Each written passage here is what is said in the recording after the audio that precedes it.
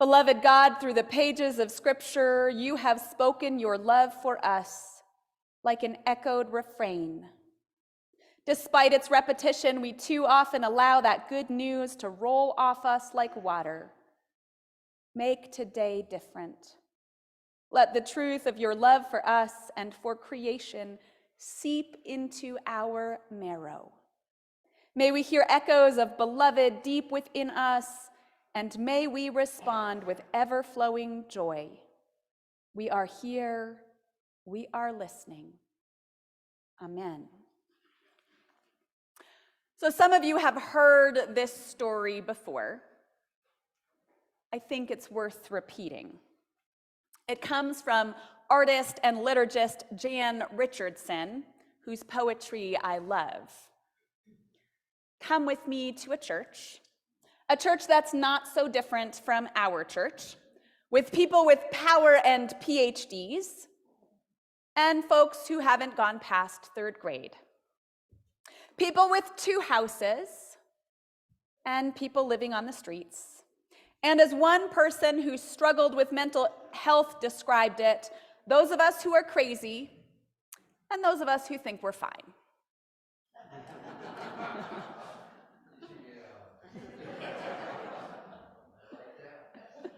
Years ago, a woman named Fayette found her way to this church. Fayette lived with mental illness and lupus, a chronic illness, and without a home. She joined a new members class, and in this class, there was a conversation that kind of grabbed her about baptism. During class, Fayette would ask again and again, like a prayer, like a holy litany, and when I am baptized, I am. And the class learned to respond, beloved, precious child of God, and beautiful to behold.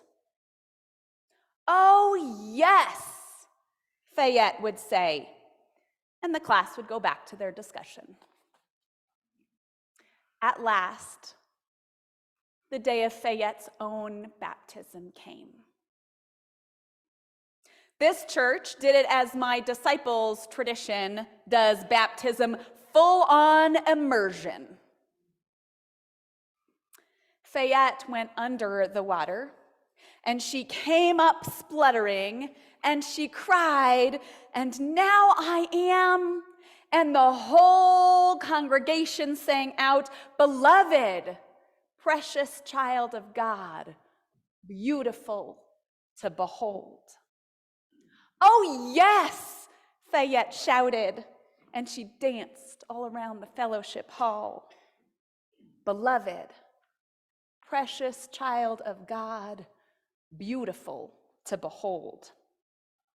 I can't help but wonder what anticipation Jesus felt in that moment, and you can see it up on our screens, immersed in water, before he comes up, maybe graceful, or maybe like Fayette, spluttering.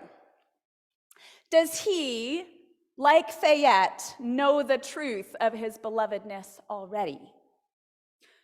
The artist, Lauren Wright Pittman, captures that moment under the water.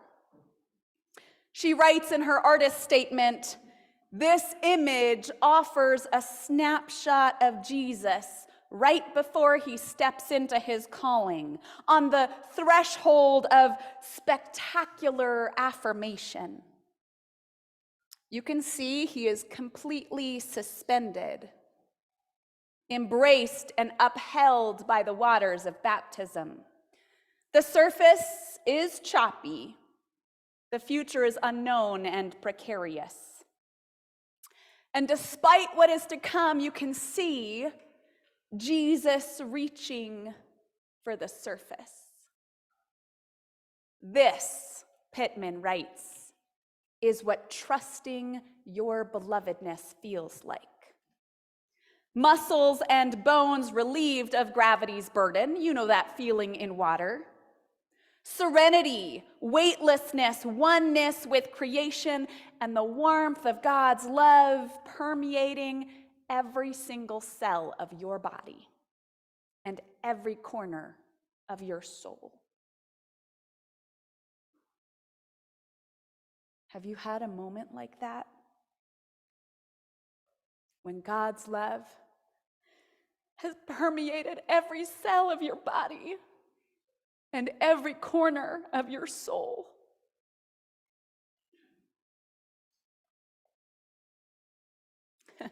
Maybe you can tell that I have. The thing is, we so often want our belovedness to be a shield, this magical armor that won't let any evil or suffering get in. It doesn't work like that, does it? We know it doesn't protect Jesus. We know where this ministry is going to lead him. It doesn't protect Fayette, and it doesn't protect us. It hasn't, and it won't. 2 short months after Fayette is baptized, her pastor, Reverend Janet, gets a phone call. Fayette is in the hospital. She's been attacked.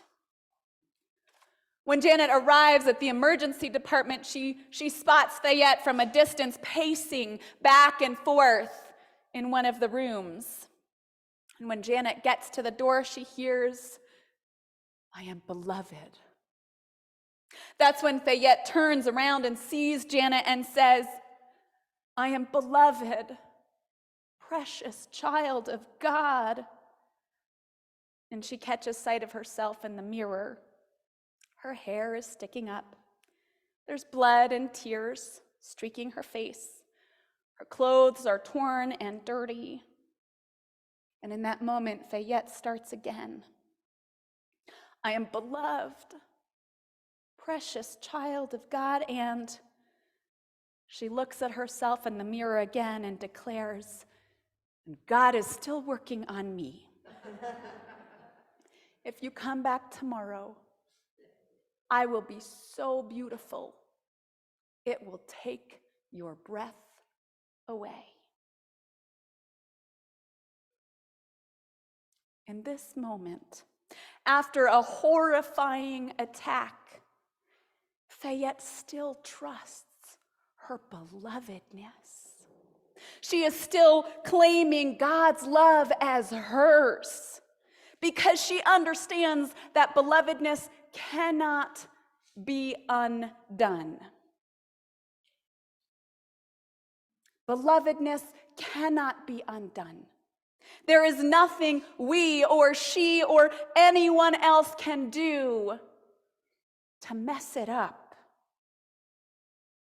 No matter what has happened to us or what will happen to us, no matter what we have done or what we will do, we are beloved. We are precious children of God. And yes, you are beautiful to behold. This Advent season, we've been asking the question, how does a weary world rejoice? We've reflected on how acknowledging our weariness, claiming our connection, experiencing awe and wonder, singing and proclaiming our hope together, making room, and practicing ritual are all ways that a weary world rejoices, how our weary hearts rejoice. But this belovedness, this belonging to God is our primary source of joy. It is the one that cannot be changed and it cannot be taken away. Young or old, beloved. Married, divorced, single, polyamorous, beloved. Descended from slaves or slave owners, immigrants or indigenous people, beloved. Neurotypical or neurodivergent, beloved. owners of 3 homes or 2 homes or 1 home or unhoused, beloved. Chronically ill, beloved. Mentally ill, beloved. Addicted, sober, or trying to figure it out, beloved. Abused, beloved. Bully or bullied, beloved. Queer or straight, trans or cis, beloved. All about tradition or all about change, beloved. Beloved, beloved, beloved. You are beloved, and there isn't anything you can do about it. Here's the thing, God's beloved. In Henry Nouwen's words, claiming your blessedness always leads to a deep desire to bless others. And it's actually remarkable how easy it is to do that, to bless others, to speak good things to and about them, to call forth their beauty and their truth. When you find you yourself are in touch with your own blessedness, the Blessed One always blesses. The Beloved One always loves. Fiercely, extravagantly, even wastefully. And so in this new year, the bravest thing you can do is to trust your belovedness.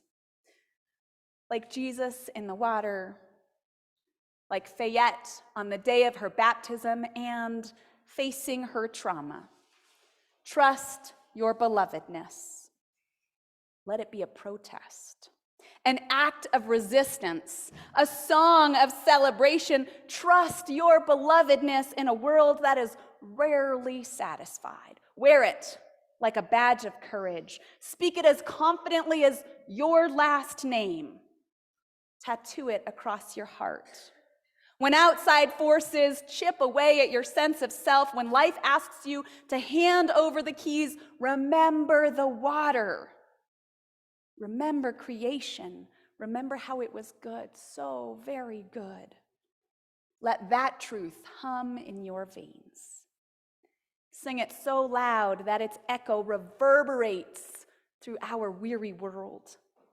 For the bravest thing we can ever do is to trust that we are beloved and that we belong right here.